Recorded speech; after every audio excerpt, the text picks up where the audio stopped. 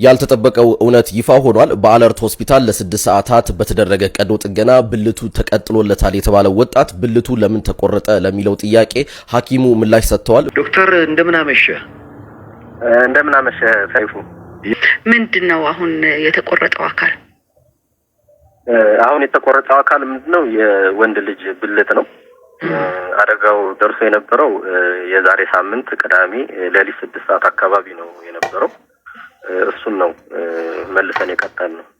ይህ እንግዲህ ብልቱ ተቆረጠና እናንተ የቀጠላችሁት ታካሚ በምን አጋጣሚ ነው ይህን አደጋ ያጋጠመው? ታካሚው ምንድነው አሁን ምናልባት መግለጽ በማልችለው ምክንያት ራሱ ነው ምላጭ የቆረጠው። እንዳያመው እንዲሁ ማልገልጸው ነገር ቢሆንም እንዲሁ የተጠቀማቸው ነገሮች አሉ። እንዳይደማም እንደዚሁ ራሱ ተጠቀማቸው ነገሮች አሉና ልክ እንደ እጅ እንደተቆረጠው ይሄኛውም እንደዚሁ ሻርፕ ስለሆነ ምላጭ ስለሆነ የቆረጠው ለመቀጠል ቀላል ነበረ። እንደ መጨፍለቅ አይነት ነገር ቢሆን ግን ላይቀጠልም ይችል ነበርና ቀላል ያደረገልን ለኛም ይሄው በሻርፕ በሆነ ምላጭ በመቆረጡ ምክንያት ነው። ወደ ሕክምናውስ እንዴት መጣ? አደጋው እንደደረሰ ጠዋት 1 ሰዓት ላይ ነበር እኔ የተደወለልኝ ከሌላ የጤና ተቋም። ይሄንን እንትን መቀጠል ይቻላል ወይ የሚል ነበር ጠየቁን። ሰዓቱን ካልኩሌት አደረግን እስከ 16 ሰዓት ድረስ እንደሚቻል ያው ቀናቶች ያሳያሉና ስለዚህ ካልኩሌት አደረግንና እስከዛ ሰዓት አይፈጅብንም መጨረስ እንችላለን ብለን መቀጠል እንደምንችል ውሳኔ ሰጠን። በዚህም መሰረት ታካሚውና የተቆረጠው አካል ወደ 2 ሰዓት አካባቢ እኛ ጋር ወደ አለርት ሆስፒታል መጡ ማለት ነው። ጊዜ ሳንፈጅ ቀጥታ ወደ ኦፕሬሽን ክፍል ነው ያስገባናቸው። በዚህም መሰረት ታካሚው ማደንዘዣ መሰጠትና እንዲሁም አንዳንድ ነገሮች የደም ስር መቀጠል ኦክሲጅን ግሉኮስና የመሳሰለው ነገር እስኪቀጠልለት ድረስ እኛ የተቆረጠችውን አካል ወስደን ማጽዳት ባዕድ አካል ማንሳት ለምሳሌ እንደ አቧራ የመሳሰሉ ነገሮችን በጥንቃቄ ያስወገድን። የደም ስሮቹንና ነርቮቹን እንዲሁም የሽንት ቱቦውን ለየን ማለት ነው ከተቆረጠችው አካል ታካሚው እስኪዘጋጅ ድረስ። ስለዚህ የ1 ሰዓት ነበር የፈጀው። ልክ 3 ሰዓት ላይ ጠዋት ደግሞ እሁድ ማለት ነው የዛሬ ሳምንት ታካሚው ዝግጁ ነበር። ስለዚህ በዛን ሰዓት ከተቆረጠው አካልና ሰውነቱ ላይ በቀረው ብልቱ ላይ ካቴተር ወይም ቱቦ በሽንት ቱቦ ውስጥ ላይ እስከ ሽንት ፊኛው ድረስ አስገባን። የተቆረጠውን የሽንት ቱቦና ሌሎች ደጋፊ አካላትን ቀድመን ነው የጠገነው። ምክንያቱም ቀድመን የደም ስሩን ብንጠግን የቀሩትን አንደኛ መስራት ያስቸግራል፣ ወይም ደግሞ በጣም ቀጫጭን ቱቦዎች የደም ስሮች ስለሆኑ ሊበጠሱ ይችላሉና በዛ መልኩ ነው የሰራ ነው። በመቀጠል የደም ቅዳና የደም መልሱን ሰራን።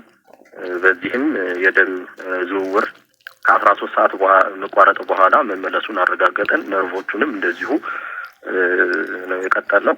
ቀጫጭን ናቸው። ያው ማይክሮ ሰርጀሪ ማለት ምናልባት በዚህ አጋጣሚ በጣም ላይል ማየት ለሚያስቸግሩ በአጉሊ መነጽር የሚሰሩ ሰርጀሪዎች ናቸውና ከ3 እስከ 10 እጥፍ በሚያጎላ ማይክሮስኮፕ አማካኝነት እነዚህን አካላት ልንጠግን ችለናል ማለት ነው። በጣም የሚገርም ነው። ምናልባት እንደው ታካሚው በምን ያህል እድሜ ክልል ውስጥ ነው ያለው? ወጣት ነው ልጅ ነው የሚለውን ማወቅ እንችላለን? ወጣት ነው። በመጨረሻዎቹ 10ዎቹ ውስጥ ጊዜ ላይ ነው የሚገኘው። ሰርጀሪው እንዳለቀ አክቹአሊ ቀጣዮቹ 3 ቀናት በጣም ወሳኝ ናቸው። በማንኛውም ማይክሮ ሰርጀሪ ላይ ፌል ሊያደርጉ የሚችሉበት በመጀመሪያው 24 ሰዓት ላይ እስከ 50% ፌል የማድረግ ቻንስ አለውና ስለዚህ የመጀመሪያዎቹ 3 ቀናት ከፍተኛ የሆነ ክትትል ነው ያደረግነው። በእያንዳንዱ ሰዓቱ ነበር የምንከታተለው የመጀመሪያውን 24 ሰዓት። ቀጣዮቹን 2 ሰዓት ደግሞ በየ2 ሰዓት ልዩነት ነው። ማርጂን ኦፍ ኤረሩ በጣም ትንሽ ነው። የህመም አይፈቀድም። የደም ግፊት መዋዠቅ፣ ህመም እንደዚሁም ደግሞ የሙቀቱ ልኬቱ ብርድ ሊለው አይገባም። በጣም ሴንሲቲቭ ናቸው የደም ስሮቹ በጣም በሚሊሜትር ስለሚለኩ ማለት ነው። እነዚህን ተከታተልን። እንደዚሁም የተቆረጠውን አካል ደግሞ የክሊኒካል ፍላፕ ሞኒተሪንግ በሚባለው ቀለሙን፣ እብጠቱን ቶሎ ይደማል ወይስ ምንም አይደማም፣ ጠንካራ ነው፣ ወፍራም ነው፣ እብጠት አለው የሚለውን ነገር ተከታተለ። ከ3 ቀናት በኋላ ሙሉ ለሙሉ ሰርጀሪ መሆኑን አረጋገጠን ማለት ነው። ስለዚህ አሁን ሙሉ ለሙሉ አካሉ ፈንክሽናል ነው። ያው ሽንት ለምሳሌ የመሽናቱ ነገር በትክክል ተከናውኗል። አሁን ይችላል ታካሚው። አሁን በካቴተር ላይ ነው ያለው። ሂል ማድረግ አለበት። ያው ሪከቨሪ ፌዝ ላይ ነው ያለው። ቱቦው እስከ 3 ሳምንት አካባቢ ድረስ ይቆያል። ለምን መዳን አለበት የተሰራው አካል ማለት ነው።